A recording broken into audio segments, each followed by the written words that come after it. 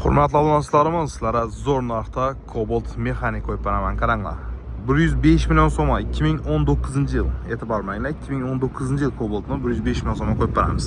Mashinamiz 189 ming kilometr yurgan. Kraskalar media tushida bo'ling, parok saroqlarida hech qanday boshqalarida kraskasi yo'q.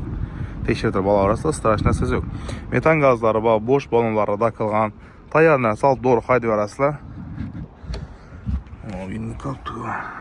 Xo'p, salon holatlarini ko'rsangizlar bo'ladi. Chexol poliklari gizilgan. Mashina ichlarida kirchiq-pirchiqlar yo'q, sostenasi zo'r.